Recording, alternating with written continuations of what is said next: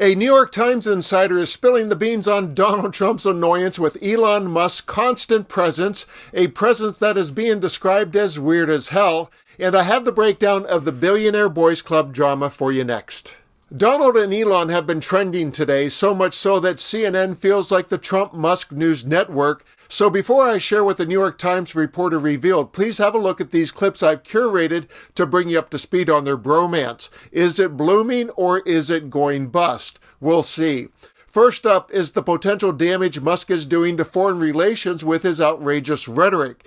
Is it too much for even Trump, the oracle of outrageous rhetoric? Elon Musk is sparking outrage among European leaders for promoting far-right parties and spreading misinformation on his platform X. British, French, German, and Norwegian leaders are all speaking out against his political influence. This is also raising concerns about the world's richest person's potential impact on U.S. foreign policy, given his relationship with the president-elect.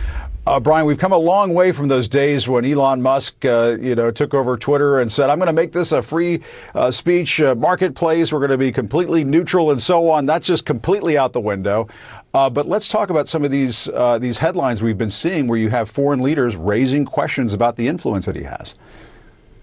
Yes, and it's because Musk has been raising attention about children in the United Kingdom dating back decades. Some of these stories actually go back about 20 years. Musk has been bringing them up on X over and over again, in some cases acting as if he's just discovered some of these stories. They are horrible stories, but oftentimes it seems like Musk is coming in like a brand new college freshman, brand new to a subject, as if he's found out about it for the first time. And because his voice is so loud on X, he causes a lot of reactions. That's what these European leaders are reacting to.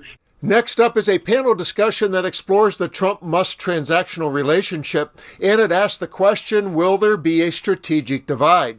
And on the other side, I'll share that story of how Trump is privately trashing Musk. You know, the richest man in the world, whoever that has been at every stage, has always had a lot of influence in global affairs. They just didn't own a social media company to tell us about it. And I remember when a lot of liberals, especially in this country, mocked Elon and said he overpaid for Twitter, said that it was a mistake. But it turns out he's got a lot out of it, and I think he'll continue to get a lot out of it.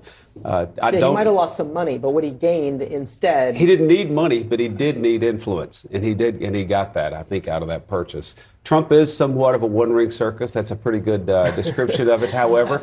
But he does need allies, and I remember when people mocked the kind of people Trump had around him and said, why didn't he get the best people as he promised? Well, Elon Musk is one of the brightest people in commerce in America, and so I think most people ought to have confidence that he's around him. Well, but America also needs allies, and so it's just interesting, is there any grand strategitic vision behind what Musk and Trump are doing here? Are they ultimately trying to strengthen America's hand? Are they thinking about how the government's in power in some of these places could potentially be of benefit to the United States of America when we need them? I mean, that's the thing about global affairs. It's not always as simple as sending a tweet. I know that may seem shocking in this day and age, but it is not actually always as simple as sending a tweet. So, it's interesting to me, and I think this question of whether they can be separated. One, you obviously have the Trump ego question. To what point does Trump look up and say, wait a minute, this guy is sucking up more oxygen than I want him to be sucking up?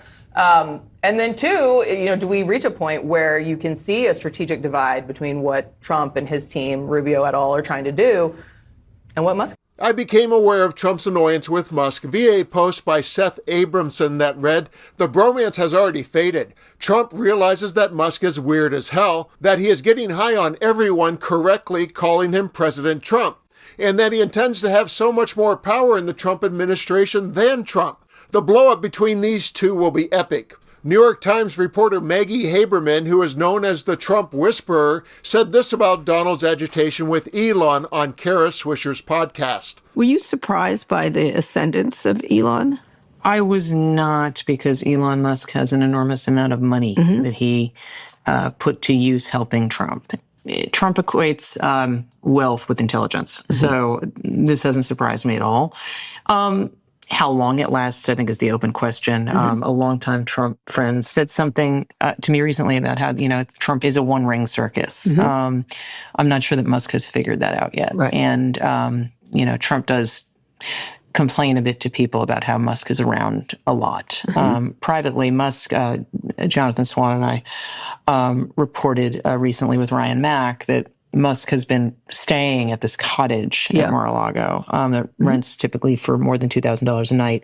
So he really parked himself in Trump's face. But what that looks like, Kara, when Trump becomes president, I don't know. I mean, Musk is leading this government cost-cutting initiative, DOGE, and it's not novel to have a government, cost-cutting panel. Some of them work and some of them don't. And so let's see what this looks like when the transition, which is currently based in Palm Beach, moves to D.C. for the inauguration. Will he move into the Lincoln bedroom, for example? I don't think he will move into the Lincoln bedroom, but I do think that at the moment, and again, we'll see what this looks like, I think he's going to try to have as much proximity to Trump as possible. That requires, being given an office on the White House campus. The rhetoric coming from Elon Musk is destabilizing at best and dangerous at worst. And even if Trump is privately fuming over his constant attention-seeking and bizarre behavior, the relationship is transactional, and they are likely to contain their respective egos to complete that transaction. They are each other's cash cows. This clash of narcissism is the perfect example of how the party of Trump, which has taken over the GOP, is built on greed and self-interest and not on leadership or vision. And I will give CNN's Alex Thompson the final word on the Trump-Musk cabal. Watch as he puts a fine point on why their mutually beneficial relationship is likely to continue in spite of Musk's weird and clingy presence. At what point is it Elon Musk who seems to be acting as though he is, if not, president of the United States, and at least Secretary of State or something? I mean, at what point does this get to be too much for Donald Trump?